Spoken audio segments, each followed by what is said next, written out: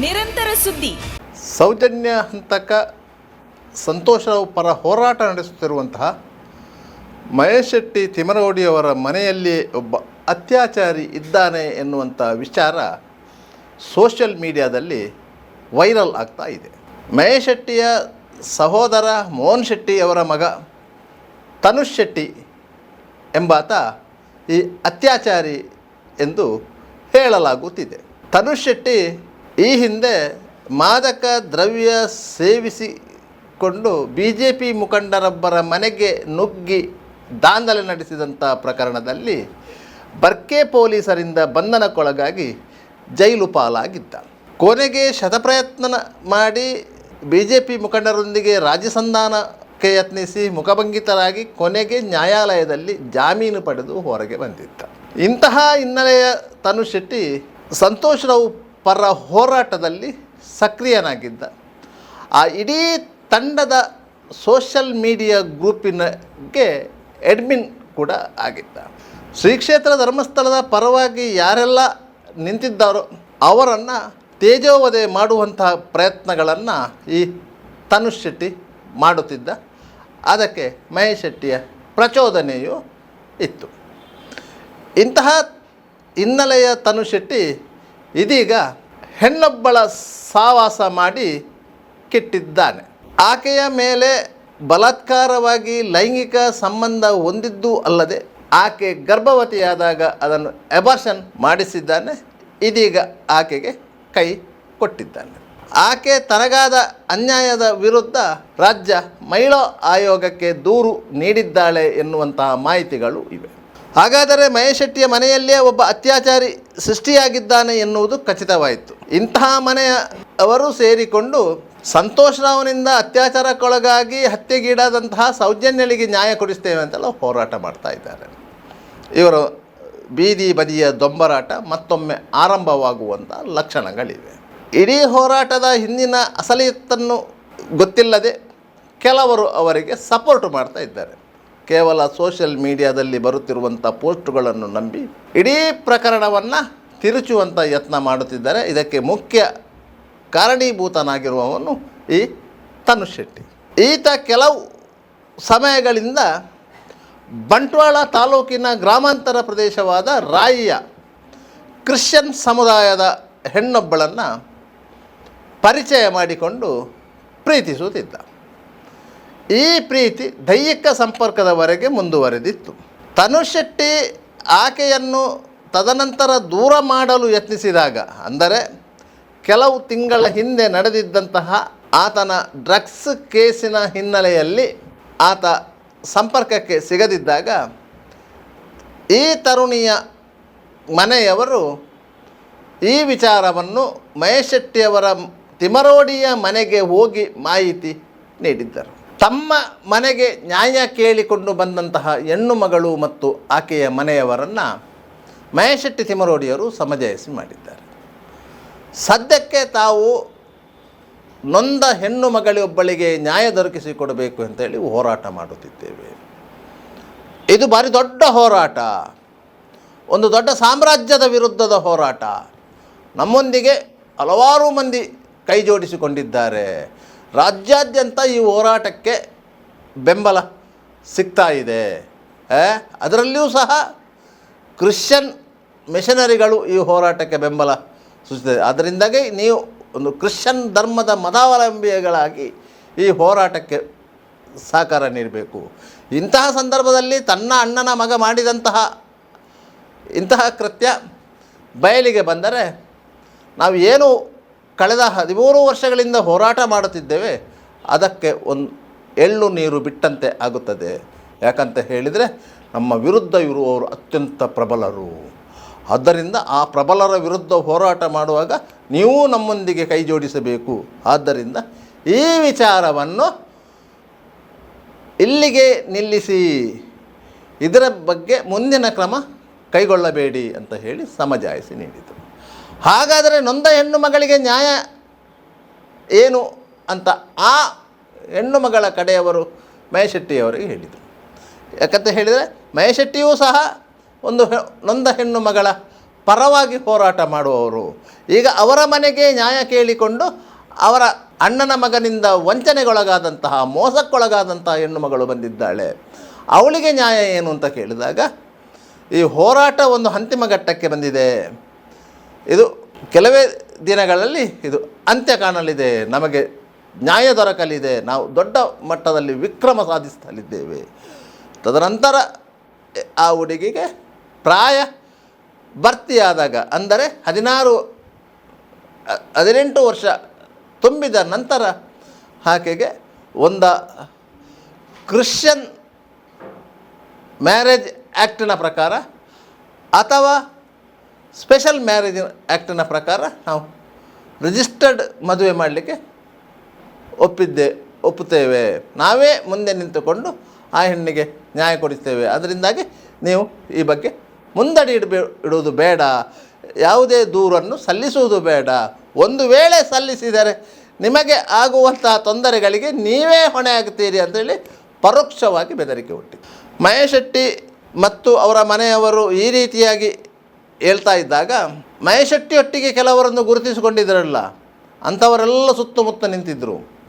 ಅವರನ್ನು ನೋಡಿಯೇ ಈ ಗ್ರಾಮೀಣ ಪ್ರದೇಶದ ಮನೆಯವರು ಬೆದರಿ ಹೋಗಿದ್ದರು. ಯಾಕಂತ ಹೇಳಿದರೆ ಇದು ಒಂದು ಹೆದರಿಸುವ ತಂತ್ರ, ನಮಗೆ ಬೆದರಿಕೆ ಹುಡ್ತಾ ಇದ್ದಾರೆ ಎಂದು ಅವರಿಗೆ ಭಾಸವಾಗಿತ್ತು. ಅವರು ಅಲ್ಲಿಂದ ಹಿಂದೆ ಬಂದಿದ್ದರು.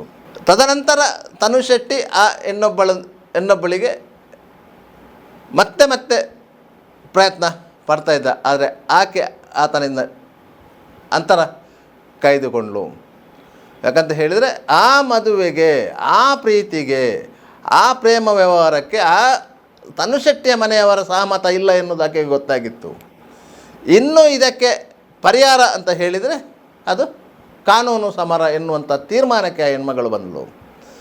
ಅದಕ್ಕಾಗಿ ಆಕೆ ಈ ಬಗ್ಗೆ ರಾಜ್ಯ ಮಹಿಳಾ ಆಯೋಗಕ್ಕೆ ದೂರು ನೀಡಿದ್ದಾಳೆ. ಈ ದೂರನ್ನು ಮಹಿಳಾ ಆಯೋಗ ಸ್ವೀಕರಿಸಿದೆಯೋ ಇಲ್ಲವೋ ಗೊತ್ತಿಲ್ಲ. ಅಂತಿಂತೂ ಇಂತಹ ಒಂದು ದೂರು ಮಹಿಳಾ ಆಯೋಗಕ್ಕೆ ಬಂದರೆ ಮಹಿಳಾ ಆಯೋಗ ಈ ದೂರಿನ ಬಗ್ಗೆ ತನಿಖೆ ನಡೆಸಿ ವರದಿ ಒಪ್ಪಿಸಲಿಕ್ಕೆ ಜಿಲ್ಲಾ ಪೊಲೀಸ್ ವರಿಷ್ಠಾಧಿಕಾರಿಗಳಿಗೆ ಸೂಚನೆ ನೀಡ್ತದೆ. ಇದೀಗ ಸೋಷಿಯಲ್ ಮೀಡಿಯಾದಲ್ಲಿ ಏನು ಅವರಿಬ್ಬರ ಫೋಟೋ, ಹುಡುಗಿ ಮತ್ತು ತನುಷ್ ಶೆಟ್ಟಿಯ ಫೋಟೋ ವೈರಲ್ ಆಗಿದೆ. ಅದಕ್ಕೊಂದು ಮಾಹಿತಿಗಳು ವೈರಲ್ ಆಗ್ತಾ ಇದೆ. ಇದನ್ನು ಜಿಲ್ಲಾ ಪೊಲೀಸ್ ವರಿಷ್ಠಾಧಿಕಾರಿ ಯತೀಶ್ ಅವರಿಗೆ ಕಳುಹಿಸಲಾಗಿದೆ. ತನಿಖೆ ನಡೆಸುವಂತೆ ಮನವಿ ಮಾಡಲಾಗಿದೆ. ಅವರು ಈ ಪ್ರಕರಣದ ಬಗ್ಗೆ ವೈಯಕ್ತಿಕ ಆಸಕ್ತಿ ತೆಗೆದುಕೊಂಡು ನೊಂದ ಹೆಣ್ಣು ಮಗಳೊಬ್ಬಳಿಗೆ ನ್ಯಾಯ ಕೊಡಿಸಬೇಕು ಎನ್ನುವುದು ಅವರ ಇಚ್ಛೆಯಾಗಿದ್ದರೆ ಈ ಬಗ್ಗೆ ಬಂಟ್ವಾಳ ಗ್ರಾಮಾಂತರ ಠಾಣೆಯಲ್ಲಿ ಕೇಸು ದಾಖಲಾಗುವ ಸಾಧ್ಯತೆ ಇದೆ. ಹೆಣ್ಣು ಮಗಳು ಅಪ್ರಾಪ್ತ ವಯಸ್ಸಿನ ಅವಳಾಗಿರುವುದರಿಂದ ಅವಳೊಂದಿಗೆ ತನುಷ್ ಶೆಟ್ಟಿ ಹೊಂದಿರುವಂಥ ಯಾವುದೇ ರೀತಿಯ ಸಂಬಂಧಗಳು, ಅದು ದೈಹಿಕವಾಗಿರ್ಬೋದು, ಮಾನಸಿಕವಾಗಿರ್ಬೋದು, ಕೇವಲ ಮೈ ಮುಟ್ಟಿರ್ಬೋದು, ಏನೇ ಇರ್ಬೋದು, ಅದು ಪೋಕ್ಸೋ ಕಾಯ್ದೆ ಅಡಿಯಲ್ಲಿ ಅಪರಾಧ ಆಗುತ್ತದೆ. ಒಂದು ವೇಳೆ ಆಕೆಯನ್ನು ಆತ ವೈಯಕ್ತಿಕವಾಗಿ ಬಳಸಿಕೊಂಡು ಆಕೆ ಗರ್ಭವತಿಯಾಗಿ ಅದನ್ನು ಈತ ಅಬಾರ್ಷನ್ ಮಾಡಿಸಿದ್ದರೆ ಅದು ಮತ್ತೊಂದು ಸೆಕ್ಷನ್ ಆ್ಯಡ್ ಆಗುವಂಥ ಕೇಸು. ಒಟ್ಟಾರೆಯಾಗಿ ಈ ಪ್ರಕರಣ ತನುಷ್ ಶೆಟ್ಟಿಯ ಕೊರಳಿಗೆ ಸುತ್ತಿಕೊಳ್ಳುವುದಂತೂ ಖಂಡಿತ. ಬಗ್ಗೆ ತನಿಖೆ ನಡೆಸಬೇಕಾದದ್ದು ಬಂಟ್ವಾಳ ಗ್ರಾಮಾಂತರ ಪೊಲೀಸರು. ಯಾಕಂದರೆ ಈ ಪ್ರಕರಣದ ದೂರುದಾರ ಇರುವುದು ಬಂಟ್ವಾಳ ಗ್ರಾಮಾಂತರ ಠಾಣಾ ವ್ಯಾಪ್ತಿಯಲ್ಲಿ ಸಿದ್ದಕಟ್ಟೆ ಸಮೀಪದ ರಾಯಿಯಲ್ಲಿ. ಆಕೆಯನ್ನು ತನುಷ್ ಶೆಟ್ಟಿ ಯಾವುದೋ ಕಾರಣಕ್ಕಾಗಿ ಪರಿಚಯ ಮಾಡಿಕೊಂಡಿದ್ದ, ಆಕೆಯೊಂದಿಗೆ ಒಡನಾಟ ಇಟ್ಟುಕೊಂಡಿದ್ದ, ಆಕೆಯನ್ನು ಪ್ರೀತಿಸುವ ನೆಪದಲ್ಲಿ ಮದುವೆಯಾಗುವ ಭರವಸೆ ನೀಡಿ ವೈಯಕ್ತಿಕವಾಗಿ ಬಳಸಿಕೊಂಡಿದ್ದ. ಇಂತಹ ಹಿನ್ನೆಲೆಯಲ್ಲಿ ಈ ಪ್ರಕರಣ ನಿಂತುಕೊಂಡಿದೆ.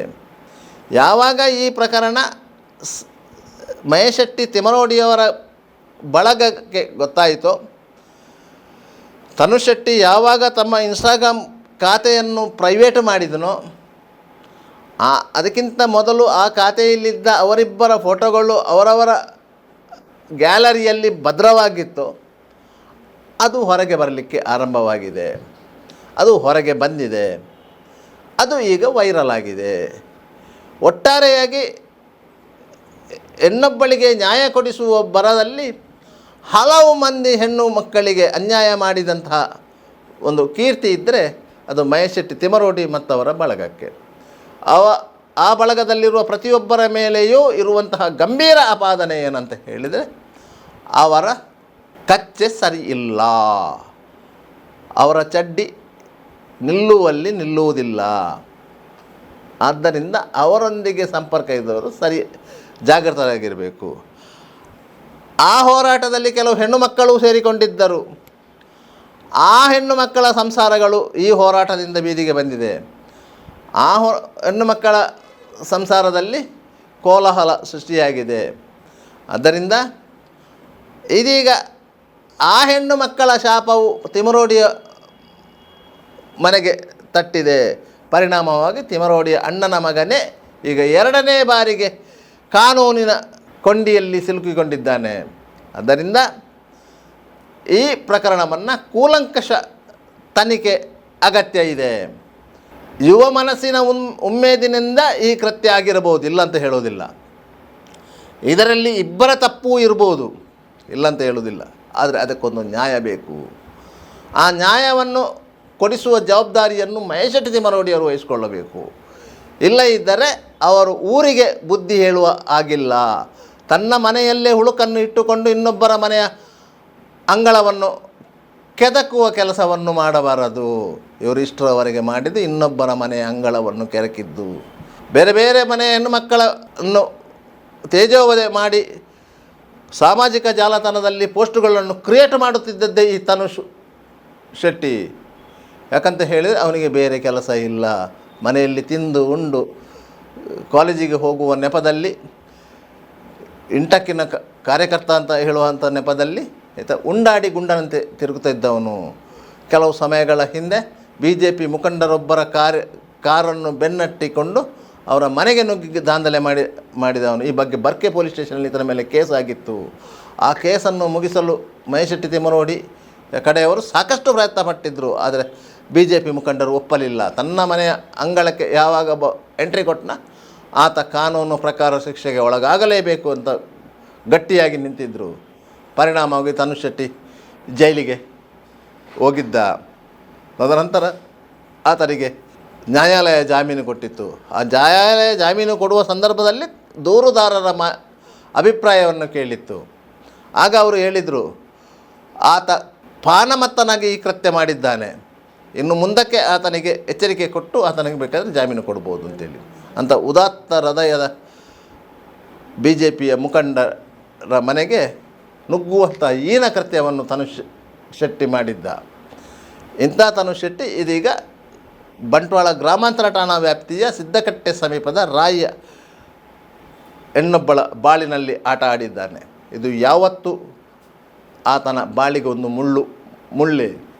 ಇದರ ಪರಿಣಾಮ ಏನಾಗುತ್ತದೆ ಅಂತ ಹೇಳಿದರೆ, ಇವರು ಇಷ್ಟರವರೆಗೆ ಅಂದರೆ 13 ವರ್ಷಗಳಿಂದ ಸೌಜನ್ಯ ಪರವಾಗಿ ಅಂತ ಹೇಳಿ ಅಂತಕ ಸಂತೋಷ್ ರಾವ್ ಪರವಾಗಿ ಕೆಲಸ ಮಾಡಿ ಸಾರ್ವಜನಿಕರನ್ನು ಸುಳ್ಳುಗಳನ್ನು ಹೇಳಿ ದಿಕ್ಕು ತಪ್ಪಿಸಿ ಪರಮ ಪವಿತ್ರ ಹಿಂದೂ ಧಾರ್ಮಿಕ ಶ್ರದ್ಧಾ ಕೇಂದ್ರ ಶ್ರೀ ಕ್ಷೇತ್ರ ಧರ್ಮಸ್ಥಳದ ವಿರುದ್ಧ ಪುಂಖಾನುಪುಂಖವಾಗಿ ಆರೋಪಗಳನ್ನು ಮಾಡಿಕೊಂಡು ಒಂದು ಇಮೇಜನ್ನು ಕ್ರಿಯೇಟ್ ಮಾಡಿಕೊಂಡು ಬಂದ್ರಲ್ಲ, ಆ ಇಮೇಜು ಈಗ ಹೊಳೆಯಲ್ಲಿ ಹುಣಸೆ ಹಣ್ಣು ತೊಳೆದಂತಾಗಿದೆ. ಇವರ ಕೈಗೆ ಸಿಕ್ಕಿದ್ದು ಕೇವಲ ಚಿಪ್ಪು ಮಾತ್ರ ಮತ್ತು ಹುಣಸೆ ಹಣ್ಣು ಅಲ್ಲ, ಅದು ಹೊಳೆಯಲ್ಲಿ ಜಾರಿಕೊಂಡು ಹೋಯಿತು. ಇದಕ್ಕೆ ಹೇಳೋದು, ಯಾವತ್ತೂ ಒಂದು ಹೋರಾಟ ಮಾಡುವಾಗ ತಾವು ಪರಿಶುದ್ಧ ಆಗಿರಬೇಕು. ಆ ಹೋರಾಟದಲ್ಲಿ ಒಂದು ಬದ್ಧತೆ ಇರಬೇಕು. ಯಾವುದಕ್ಕೆ ಹೋರಾಟ ಮಾಡುತ್ತಿದ್ದೇವೆ ಎನ್ನುವ ಪರಿಜ್ಞಾನ ಇರಬೇಕು. ಅಂತ ಯಾವುದೂ ಇಲ್ಲದಂತಹ ಒಬ್ಬ ಬೀದಿ ಬದಿಯ ರೌಡಿ, ಯಾಕಂದರೆ ಮಹೇಶ್ ಶೆಟ್ಟಿ ತಿಮರೋಡಿ ರೌಡಿ ಶೀಟರ್, ಒಬ್ಬ ಮುಸ್ಲಿಂ ಯುವಕನನ್ನು ಅರೆಬೆತ್ತಲೆ ಮಾಡಿ ಅಟ್ಟಾಡಿಸಿ ಹೊಡೆದ ಪ್ರಕರಣದಲ್ಲಿ ಆತ ಆರೋಪಿ. ಆ ಪ್ರಕರಣಕ್ಕೆ ಸಂಬಂಧಿಸಿದಂತೆ ಮಹೇಶ್ ಶೆಟ್ಟಿ ತಿಮರೋಡಿಯ ಮೇಲೆ ರೌಡಿ ಶೀಟು ಓಪನ್ ಆಗಿರುವುದು. ತದನಂತರ ಮಹೇಶ್ ಶೆಟ್ಟಿ ತಿಮರೋಡಿಯವರು ಮಾಡಿದಂಥ ಎಲ್ಲ ಅಕ್ರಮ ಕೆಲಸಗಳಿಗೆ ಸೇರಿದಂತೆ ಹಲವಾರು ಕೇಸುಗಳು ದಾಖಲಾಗಿರುವುದು. ಎಲ್ಲೋ ಅವರು ಹಿಂದೂ ಧರ್ಮ, ಹಿಂದೂ ಸಂಘಟನೆ, ಹಿಂದೂ ಸಂಪ್ರದಾಯ ಇದನ್ನು ಉಳಿಸಿಕೊಳ್ಳಲಿಕ್ಕಾಗಿ ಹೋರಾಟ ಮಾಡಿದವರಲ್ಲ. ಸ್ಪಷ್ಟವಾಗಿ ಹೇಳ್ತಾ ಇದ್ದೇವೆ, ಅದರ ನಂತರದ ಹೋರಾಟಗಳು ಎಲ್ಲವೂ ವೈಯಕ್ತಿಕ ಲಾಭಕ್ಕಾಗಿ ಮಾಡಿದ ಹೋರಾಟಗಳು. ಯಾರು ತಿಂಗಳ ಮಾಮೂಲಿ ಕೊಡಲಿಲ್ಲೋ ಅಂಥವರನ್ನು ಹಿಡಿದು ಬಡಿದದ್ದು, ದನ ಸಾಗಾಟಗಾರರನ್ನು ಹಿಡಿದು ಅವರಿಂದ ಮಾಮೂಲಿ ವಸೂಲಿ ಮಾಡಿದ್ದು, ದನ ಸಾಗಾಟಗಾರರು ಹಣ ಕೊಡದಿದ್ದರೆ ಅವರಿಗೆ ಬಡಿದದ್ದು, ಅವರನ್ನು ಹಿಡಿದದ್ದು, ಪೊಲೀಸರಿಗೆ ಕೊಟ್ಟದ್ದು, ಅಕ್ರಮ ಕಸಾಯಿಖಾನೆಗಳಿಂದ ತಿಂಗಳ ಮಾಮೂಲಿ ತಗೊಂಡದ್ದು, ಉಜಿರೆಯ ವಸತಿ ಗೃಹದಲ್ಲಿ ನಡೆಯುತ್ತಿದ್ದಂಥ ಅನೈತಿಕ ಚಟುವಟಿಕೆಗಳಿಗೆ ಬೆಂಬಲ ನೀಡಲು ತಿಂಗಳಿಗೆ 3 ಲಕ್ಷ ರುಗಳ ಬೇಡಿಕೆ ಇಟ್ಟಿದ್ದರು ಇದೇ ತಿಮರೋಡಿ. ಯಾವಾಗ ಅವರು ಅದಕ್ಕೆ ಒಪ್ಪಲಿಲ್ಲವೋ ತನ್ನ ಕೆಲವು ಪಟಾಲಂನ ಹುಡುಗರನ್ನು ಆ ಲಾಡ್ಜಿಗೆ ಕಳುಹಿಸಿ ಅಲ್ಲಿ ಗಲಾಟೆ ಮಾಡಿಸಿ ಆ ಲಾಡ್ಜನ್ನು ಬಂದ್ ಮಾಡಿಸಿದ್ದು. ಒಂದು ವೇಳೆ ಮಹೇಶೆಟ್ಟಿ ತಿಮರೋಡಿಗೆ ತಿಂಗಳಿಗೆ 3 ಲಕ್ಷ ರೂಪಾಯಿ ಮಾಮೂಲಿ ಕೊಡ್ತಾ ಇದ್ದರೆ ಆ ಲಾಡ್ಜು ಕುಲ್ಲಂಕುಲ್ಲವಾಗಿ ಆ ವ್ಯವಹಾರವನ್ನು ಮುಂದುವರಿಸ್ತಾ ಇತ್ತು. ಇದು ಅಲ್ಲಿನ ವಾಸ್ತವ. ಉಜಿರೆಯ ಪ್ರತಿಯೊಬ್ಬರಿಗೂ ಮಹೇಶೆಟ್ಟಿ ತಿಮರೋಡಿಯ ಹಿನ್ನೆಲೆ ಗೊತ್ತಿದೆ.